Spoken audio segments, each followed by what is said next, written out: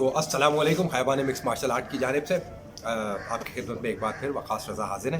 काफ़ी अरसे के तातुल के बाद आपसे मुलाकात हो रही है। कुछ पेशा वराना मसरूफ़ियात, कुछ कोरोना के मामला जिनकी वजह से ये दूरी हायल रही, लेकिन अल्हम्दुलिल्लाह होपफुली आई एम बैक।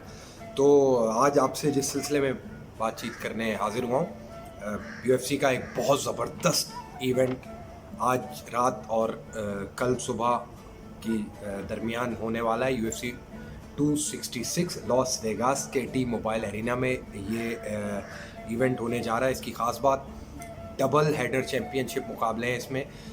जो इसका मेन इवेंट है शह टाकरा है, वो बहुत ही एक ज़बरदस्त हाईली एंटीसिपेटेड और शायकीन की दिलचस्पियों की हामिल फ़ाइट है। और ये फ़ाइट फेदरवेट टाइटल के लिए होने वाली है। UFC के अलेक्जेंडर वोल्कानोव्स्की जो 2 बार मैक्स हॉलोवे जो कि UFC की हिस्ट्री के अजीम तरीन फ़ाइटर्स में से एक हैं, अजीम तरीन स्ट्राइकर्स में से एक हैं, और वेट क्लास की क़ैद से क़ता नज़र इनका अपना एक बहुत बड़ा फ़ैन फॉलोशिप है, फ़ैन बेस है। और वोल्कानोव्स्की की जो ख़ास बात थी, जो ख़ासा था, इनका तुर्रा इम्तियाज़ रहा। 2 बार पहले मुकाबले में सिंगल हैंडेडली बहुत यकतरफा अंदाज से इन्होंने मिक्स मार्शल आर्ट की हिस्ट्री के एक अजीम तरीन फेदरवेट मैक्स हॉलोवे को हराया था, माफ़ कीजिएगा। उसके बाद दूसरी फ़ाइट इनकी फिर मैक्स हॉलोवे से हुई थी, रीमैच हुआ था। कई माहिरीन के नज़दीक ये मुकाबला बहुत सख्त था, काफ़ी मुतनाज़ जजिंग का शिकार रहा, लेकिन बहरहाल 5 राउंड के अख्ताम पर मुनसिफिन के इख्तलाफी फ़ैसले की बुनियाद पर स्प्लिट डिसीजन के ज़रिए अलेक्जेंडर वोल्कानोव्स्की को ही इस मुकाबले का फातेह करार दिया गया। तो अब की बार Brian Ortega, T City Ortega का सामना करने जा रहे हैं। टी सिटी ऑर्टेगा नामवर जुजित्सु आर्टिस्ट हैं, बल्कि कई माहिरीन, कई पंडित इनको जुजित्सु का जादूगर भी कहा करते हैं। बड़ी ज़बरदस्त जुजित्सु और ग्राउंड गेम है इनका। स्ट्राइकिंग कुछ अरसे इनकी काफ़ी कमज़ोर रही थी, कुछ मुकाबलों में खालिसतन स्ट्राइकिंग की बुनियाद पर ये मुकाबला हार गए थे, लेकिन पिछले कुछ मुकाबलों से यकीनी तौर पर इन्होंने अपनी स्ट्राइकिंग में काफ़ी बेहतरी लाई है। और बिलखुसूस जो कोरियन ज़ॉम्बी से इनका आखिरी मुकाबला था, उसमें बड़े एकतरफा अंदाज से कोरियन ज़ॉम्बी को ये हराने में कामयाब हुए थे। कोरियन ज़ॉम्बी बज़ाते ख़ुद बड़े ख़तरनाक स्ट्राइकर है, लेकिन यहाँ जो बात एम्फेसिस, जो बात अहमियत की हामिल है, वो ये है कि कोरियन ज़ॉम्बी एक फ्लैट फुटेड फाइटर है।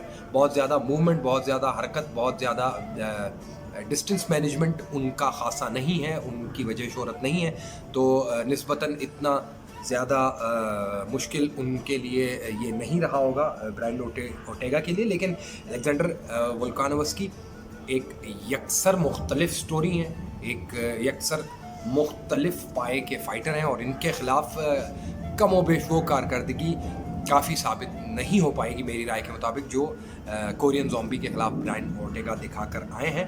तो यहाँ पर कुछ चीज़ा सलाहियतें, कुछ अहम बातें अलेक्जेंडर वोल्कानोव्स्की कि वो आपको बताते चले। बेहतरीन स्ट्राइकर हैं, एक्यूरेंसी और स्ट्राइकिंग डिफेंस, ये दोनों मामलात मेरी मालूमात के मुताबिक UFC के फेदरवेट डिवीज़न में कोई भी फाइटर UFC की हिस्ट्री में इनको करीब से छूकर भी नहीं गुजरा है। जो इनके नंबर्स हैं, जो इनके स्टैट्स हैं, उसके अलावा इनकी रीच बहुत ज़बरदस्त है। हाईएस्ट रीच एडवांटेज रखने वाले फाइटर्स में से एक हैं फेदरवेट डिवीज़न के। जिस अंदाज से ये ऑपरेट करते हैं, कांस्टेंट प्रेशर रखते हैं, किसी भी लम्हे, किसी भी वक्त अपने मुखालिफ को जारहियत या इक़दामियत की तरफ माइल नहीं होने देते, अपना मुस्तकिल प्रेशर बनाए रखते हैं, और इस बात पर मजबूर करते हैं मुखालिफ को कि वो बहर तौर काउंटर स्ट्रेटजी अपनाए या रद्द अमल के ज़रिए ये फ़ाइट जीतने की कोशिश करे। पहला वार, पहला दबाव आम तौर पर मुखालिफ को तारी करने का मौका नहीं देते हैं ये। इसके अलावा इनका फुटवर्क बहुत शानदार है, बड़ी बेहतरीन इनवर्ट आउटवर्ट मूवमेंट करते हैं, कॉम्बिनेशन लगाते हैं और फिर बैक ऑफ कर जाते हैं। साथ में ट्रैप्स जो ये सेट करते हैं बड़े अरसे बाद फेदरवेट में। मैक्स हॉलोवे अपनी जगह है, लेकिन उनके साथ बल्कि कई दर्जों में उनको भी सरपास करते हुए, उन पे फौकियत रखते हुए बड़े खूबसूरत बॉक्सिंग ट्रैप सेट करते हैं, जज करते हैं, चकमा देते हैं अपने मुखालिफिन को और उनकी तवज्जो हटाने की कोशिश करते हैं ताकि अपने वार उन पे सही तरह मुसल्लत कर सकें। लेग किक्स इनकी बहुत मजबूत है। रेसलिंग इनकी अनसंग क्रेडेंशियल है। उमूमन इनकी रेसलिंग के बारे में बात नहीं की जाती, लेकिन अब तक इनकी जितनी फाइट्स मैं देखता आया हूँ, एक बहुत मजबूत रेसलिंग बेस्ड के हामिल फाइटर हैं अलेक्जेंडर वोल्कानोव्स्की। इनके मुकाबिल ब्रायन ओर्टेगा जुजित्सु के जादूगर हैं। इनकी कोरियन ज़ॉम्बी के खिलाफ फतह यकीनन एक एक्सेप्शनल, एक गैर मामूली फतह थी, लेकिन उस फतह को अलेक्जेंडर वोल्कानोव्स्की जैसे फाइटर के खिलाफ फतह या शिकस्त के पैमाने के तौर पर देखना मेरे ख्याल से बजा साबित नहीं होगा। यहाँ इनके जो गेम में कुछ लैकलस्टर बातें हैं, कुछ खामियां हैं जो इस फाइट के हवाले से खुसूसन इनको हॉन्ट करेंगी, तंग करेंगी। वो ये कि सिग्निफिकेंट स्ट्राइक्स के मामले में काफ़ी कम है स्ट्राइकिंग, इसमें कोई शक नहीं, बिलाशुबा ये अपनी काफ़ी बेहतर कर चुके हैं। लेकिन अब भी अगर आप इनको अलेक्जेंडर वोल्कानोव्स्की जैसे किसी फाइटर के मुकाबले पे देखना चाहेंगे तो यकीनन वो स्ट्राइकिंग नंबर्स जो ब्रायन ओर्टेगा जिनके हामिल हैं वो शदीद नाकाफ़ी हैं। और इस फाइट में इन दोनों फाइटर्स के लिए हुर्फ़ आखिर या इन शॉट करके, कट शॉट करके दरिया को कूज़े में बंद करके बताया जाए तो मेरी राय के मुताबिक अलेक्जेंडर वोल्कानोव्स्की को अपने रूटीन मामलात से, अपनी उस उमूमी कार्रवाई से जो फाइट्स के दौरान हरीफैन के ख़िलाफ़ अंजाम दिया करते हैं, मेरा ख्याल है ज़्यादा से ज़्यादा जिस बात पे एम्फेसिस, जिस बात पे ज़ोर ताकीदी अंदाज से इनको नज़र रखनी होगी वो ये है कि इनको अपना रुझान, अपना मिजाज, अपनी मूवमेंट और अपने जज्बात को काम रखना होगा, कंपोज रखना होगा। और अगर ये ऐसा करने में कामयाब हो गए तो कोई वजह नज़र नहीं आती कि ब्रायन ओर्टेगा इनको किसी भी किस्म की कोई मुश्किल इस फाइट के दौरान दे सके। जबकि ब्रायन ओर्टेगा के लिए इस फाइट में सबसे अहम बात, जो चीज़ यकीनी तौर पर उनके लिए सबसे ज़्यादा हेल्पफुल, सबसे ज़्यादा सूदमंद साबित होगी, वो है डिस्टेंस की उम्दा मैनेजमेंट। किस तरह ये अलेक्जेंडर वोल्कानोव्स्की के इक़दामी तनाव को ख़ुद पर हावी ना होने दें, और साथ ही वॉल्यूम, जिस मामले में ये अब तक एक ख़तरनाक, एक बहुत ही बुलंद पाया स्ट्राइकर के खिलाफ फाइट करने के लिए आपको जिस स्ट्राइकिंग वॉल्यूम, जितने ज़्यादा घूंसों, जितने ज़्यादा लातों की ज़रूरत होती है, मेरा ख्याल है अब तक की माजी की इनकी कारकर्दगी उस पैमाने पर पूरा नहीं उतरती। तो इस फाइट में यकीनी तौर पर इनको कुछ न कुछ गैर मामूली स्ट्राइकिंग, बिलखुसूस वॉल्यूम के मामले में एडजस्टमेंट दिखानी होंगी। प्रेडिक्शन किए देते हैं, देखें एमएमए एक नहायत अनप्रेडिक्टेबल चीज़ है, किसी भी लम्हे, किसी भी साथ कोई भी मुकाबला किसी भी तरफ जा सकता है। लेकिन कुछ मखसूस हालात, कुछ मखसूस वाक़यात, दोनों खिलाड़ियों की सलाहियतों का एक उमूमी सा तज्ज़िया करते हुए मैं अपनी ज़ाती नाक़िस राय में बआसानी ये कहने पर मजबूर हूँ कि बज़ाहिर दिलचस्प नज़र आने वाला ये मुकाबला मेरी राय के मुताबिक निस्बतन एक तरफ़ा मुकाबला साबित होगा। इब्तदाई तौर पर कुछ देर, कुछ राउंड्स मुबादा परेशान करने में कामयाब होंगे Brian T Ortega Alexander Volkanovski को, लेकिन वंस वोल्कानोव्स्की अपने ग्रूव में आ जाएंगे, अपना रिदम पालेंगे, तो उसके बाद मेरा विजदान, मेरा शऊर कोई दूसरी सूरत इसके अलावा नहीं दिखा रहा है कि ये एक बहुत मुश्किल मुकाबला, बहुत टफ नाइट साबित होगी ब्रायन टी ओर्टेगा के लिए। ऑफिशियल प्रेडिक्शन खयाबान मिक्स मार्शल आर्ट की जानिब से यह है कि ये मुकाबला ब्रायन ओर्टेगा की पिछली फाइट्स और उनके रिजल्ट्स को मद्देनज़र रखते हुए हम उनको एहतरामन ये वक़्त ज़रूर दे रहे हैं इस मुकाबले में कि ये मुकाबला शायद फिनिश की तरफ ना जा पाए, अलबत्ता एक यकतरफ़ा मुकाबला बआसानी जजेस डिसीजन, मुंसिफिन के फैसले की बुनियाद पर अलेक्जेंडर वोल्कानोव्स्की जीतने में कामयाब होंगे।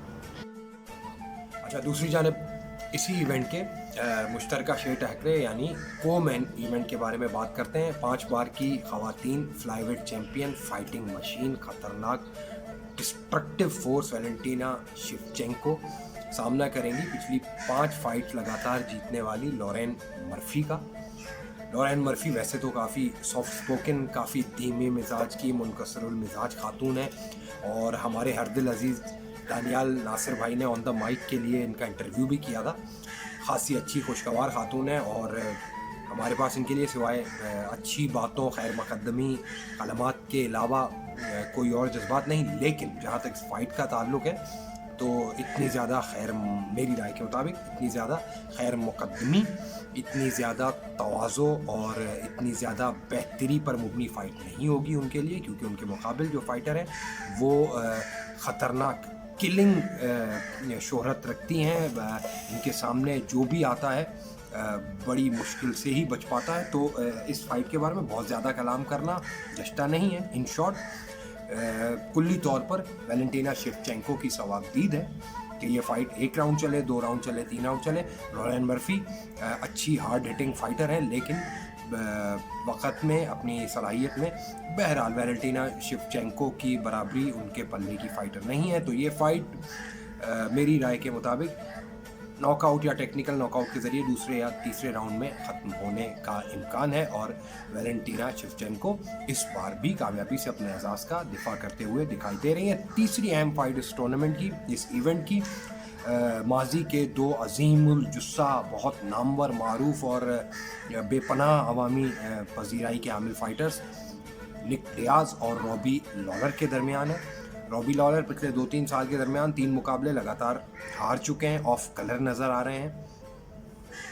वैसे तो ख़ासे पावर पंचिंग, हार्ड हिटिंग और बड़ी खून आशाम किस्म की इनकी शोहरत है, लेकिन इस फाइट में निक डियाज़ से इनका मुकाबला है, जो 10 साल पहले आखिरी मुकाबला जीते थे। पिछले 6 साल के वक्फे के बाद ये फाइट बिजनेस में वापस आए हैं। लाजवाब बॉक्सर हैं।